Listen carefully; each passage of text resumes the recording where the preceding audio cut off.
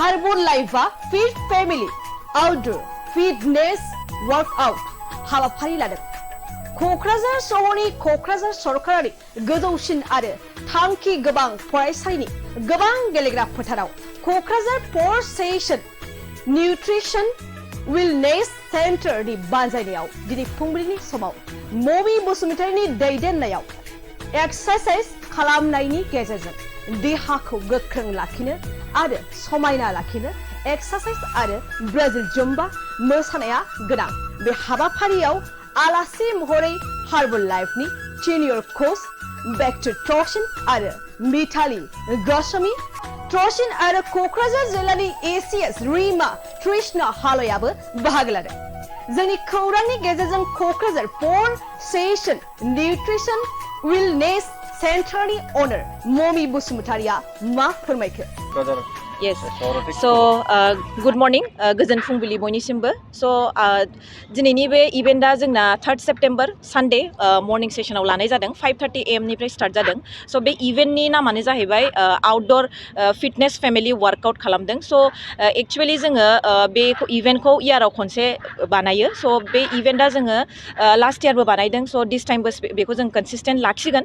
So, जोङो इनडोराव every time workout खालामो. जों मर्निं सेसन लाखियो. So, आङो मोनसे निउट्रिसन क्लाब रान खालामो. स' बे इभेन्टखौ इनडोरनिफ्राय जोङो बेखौ आउटडोराव माने आर फान टाइपै मारै जोङो आरो मोजाङै हेल्दि एक्टिभ लाइफ स्टाइलखौ जों बेखौ मोजाङै खालामनो हाबाव होननानै आं बेखौ आउटडोर अर्गेनाइज खालामनाय जादों विथ माइ टीम आरो आंजों लोगोसे आंनि कचेसफ्रा सापर्ट खालामदों आंनि टीमा.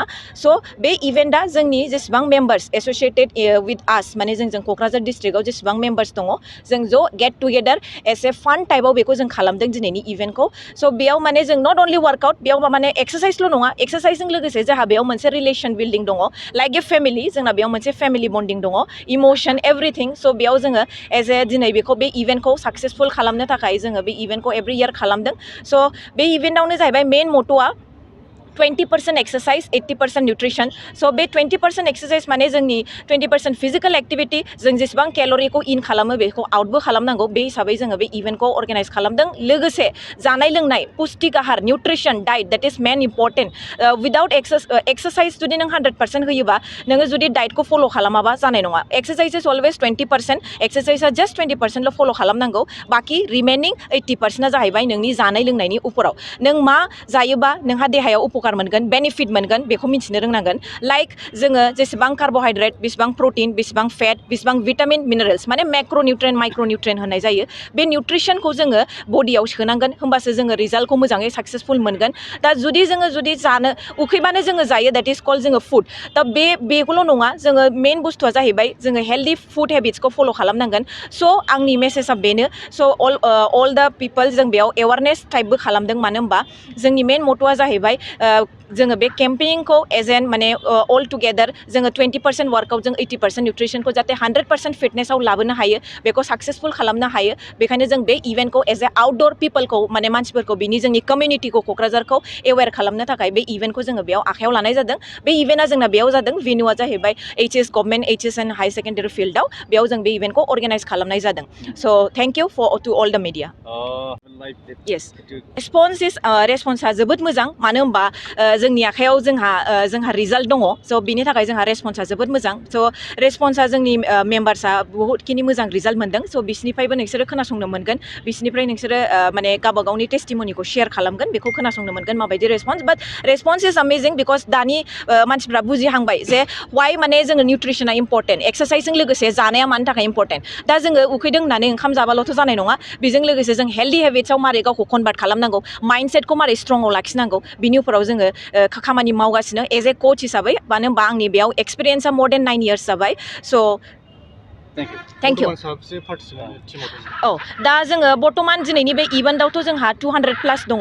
दा आङो बेयाव अल टटेल क'क्राझार कमिउनिटिखौ आङो प्रेजेन्टलि 1000+ आंबो प्रेजेन्टलि 1000+ एक्टिभ मेम्बार्स माने जोंजों कानेक्टेड जानानै दङ मोर देन 1000+. Thank you. गोजोन फुंबिलि मिडिया नोंथांमोननिसिम गोजोन हामग्लायनाय बावहरनाय थाबाय. आं डक्टर प्रदिसर दैमारि. आं बे हार्बेल लाइफ निउट्रिसन क्लाबाव एस'सियेट जानाया मोर देन 1 year 1 बोसोरनि बारबाय. जेब्ला जयेन जादोंमोन आंनि वेटआ हिउज माने अभार वेटआव माने गोग्लैबायमोन जायनि थाखाय कलेस्टेरल आरो प्रेसारनि प्रब्लेम लोगोसे माने एनार्जि गैयै बायदि खामानि मावबाबो माने एसेयावनो मेंग्रा बेबायदि अबस्थायाव फैबायमोन आरोखि ओमफ्राय आं हार्बेल लाइफनि सोमोन्दै जेब्ला मिथिनायनि उनावहाय आं जइन खालामखांनायनि उनाव आफ्टार 2 मान्थ्सनि उनावनो व्हाटएभार आंनि प्रेसारनि प्रब्लेम दंमोन कलेस्टेरल प्रब्लेम दंमोन जइन्ट पेइन दंमोन एभ्रिथिं वाज रिडिउस गासिबो माने खमायलांजोबदों लोगोसे गावनि जानाय जिथु जोंनि लाइफस्टाइल डिजिज बेफोरनिफ्राय माने बहुतखिनि एवारनेस आं मिथिखागौ नो डाउट खिन्थु आङो बेलेगखौबो साजेसन होनो हानाय जादों जे माने बेवहाय थांबा रिजाल्ट ओरिएन्टेड मोनसे जों फिथाइखौ मोननो हायो होननानै आरो बे हिसाबैनो दिनै बहुतखिनि मानसिया आंनि रेफारेन्स लानानैबो जोंखौ नुनानै माने जइन जाफैदों आरोखि स्मार्टनेस लाइफस्टाइलनि बिथिङावबो नोंथांखौ एसे आलादा नुनो मोनदों एसे नोंथांनि फिलिंसआ मा अभियासलि जाखाथारो एकदम स्मार्टनेसआथ' बैयो माने बडि आरो माइन्ड मेइनलि माने जेब्ला माने गोसो देहाया जुदि माने अभारवेट जायो माबा गोसोआ एसे बोरायनाय बायदि जायो थारमाने दामाने जेब्ला गासिबो एभ्रिथिं रिडिउस जायो बा नोंनि एजिं माबायाबो खमायलाङो बे हिसाबै माने गोसोआबो स्ट्रं आरो एनार्जेटिक बे फैयो माने थेंक इउ गोजोन फुंबिलि आङो बयनिफ्रायबो सिगां हार्बेलाइफखौ थेंक इउ होनगोन मानोना आं बेहाय फैनानै बिराद मोजां मोनदों आंनि सिगांहाय आंनाहाय माबायाहाय वेटआ 72 मोन दा आङो फ्राय 11 केजि खमायनो हाबाय आरो आङो बांद्राय गोबाव जायाखै 3 मान्थ्स कमप्लिट जानानै 4 मान्थ्सआव हाबबाय बाहाय फैनानै एकदम बिराद गावखौनो गाव फिट मोनदों आरो जुदि बाहाय 20% एक्सारसाइज 80% निउट्रिसन बाहाय मोनसे दङ मट' दं माबायदि मोनो जिहेतु एक्सारसाइज खालामनायनि गेजेरजों बायद' एक्सारसाइजआथ' देहानि थाखाय बिराद मोजां ओरैनोबाबो जों बयबो खालामखानांगौ ओमफ्राय बेहाय आरो बेजों लोगोसे बायदिसिना माबाबो होयो माने नोङो माबायदि जानांगौ माबायदि लोंनांगौ नों माबायदि थानांगौ लाइफ स्टाइलखौ पुरा चेन्ज खालामनानै होजोबो आरो जोंथ' नै बेदर जानो लुबैदों थिगसे बेदर जायो बिदिनो खिन्थु बिदि जानो नाङा आरो बासि बुस्थुफोरखौ जानांगौ बिसोर जोंखौहाय बिदि हेल्प खालामो आरो एवारनेसनि खेथ्रआव मा बुंनो सानो बायद' जिहेतु नोंथाङा दा रिलिफ मोननाय बा रिजाल्ट मोननाय एसे बेक्ति एवारनेसखौथ' रिलिफआथ' एकदम 100% रिलिफ मोनखागोन खारन आङो जोंथ' बर' मानसि नालाय दख'नाबो गाननांगौ दख'ना गानबा हां थोनो जाजोबो आरो बे हां थोनोखौ दा एकदम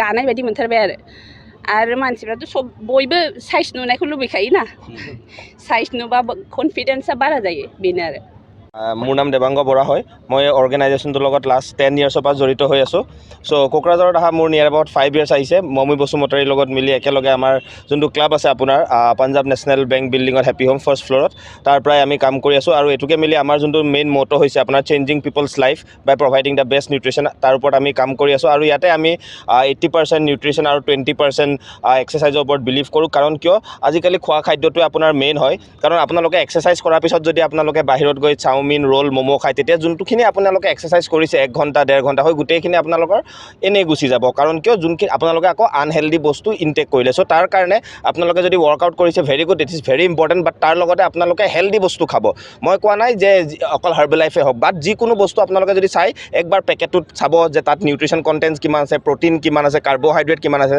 চ' এই গোটেইখিনি জানি থ'লে কি হয় আমাৰ যোনটো বডি হয় হয়তো হেল্ডি হৈ থাকিব আৰু আমি বহুত দিনলৈকে আমি ভালদৰে এটা হেল্ডি লাইফষ্টাইল আমি জীয়াই থাকিব পাৰিম so' thank you everyone thank you so' গাঁৱে ভূঞে বুলি নহয় চব জেগাতে আপোনালোকৰ এক্সাৰচাইজটো বহুত ইম্পৰ্টেণ্ট হয় আৰু এক্সাৰচাইজ স্পেচিয়েলি আপোনালোকে যদি আৰ্লি মৰ্ণিং এটা ডেইলি ৰুটিন বনাই পেলাই যদি একৰ্ডিংলি আপোনালোকে ফ'ল' কৰে চ' নিজৰ মেটাবলিজিমৰ লগতে নিজৰ যোনটো ফিটনেছ হয় তেতিয়া কি হয় মানে আপোনালোকক দেখি কিনে আপোনালোকৰ যোনটো বয়স হয় মানুহৰ যোনটো বয়স হয় হয়তো আপোনালোকে হেৰি কৰিব নোৱাৰিব আমাৰ যোনজন চিফ গেষ্ট আহিছে তেখেতৰ এজ নিয়াৰ এবাউট 52 হয় বাট তেখেতক দেখি কিনে আপুনি ক'ব নোৱাৰিব তেখেতে 52 ইয়াৰ্ছ হয় বিকজ তেওঁলোকে এই ছেইম বস্তুটো যদি আপোনালোকে এটা য়ং এজ এটা টিনেজাৰ্ছ এজ 19 বছৰ 20 বছৰ 25 বছৰৰ পৰাই যদি ফ'ল' কৰি থাকে তেতিয়া কি হয় এটা বহুত ভাল এণ্ড হেল্ডি বডি আপোনালোকে পাব আৰু বহুত হেল্ডিলি আপোনালোকে জীয়াই থাকিব পাৰিব বহুত টাইপৰ যোনবিলাক ডিজিজেছ হয় আপোনালোকৰ সেইবিলাক আপোনালোকে এভইড কৰিব পাৰিব কাৰণ কিয় আজিকালি বহুত এনেকুৱা বেমাৰ আজাৰ আছে যোনবিলাক কিহৰ কাৰণে হয় অকল খোৱা খাদ্যৰ কাৰণে হয় চ' খোৱা খাদ্যটোৱে যদি আপোনালোকে ভালদৰে চিন্তা কৰি কিনি কণ্ট্ৰল কৰি কিনি খাইছোঁ কি হ'ব বহুতখিনি খোৱা খাদ্য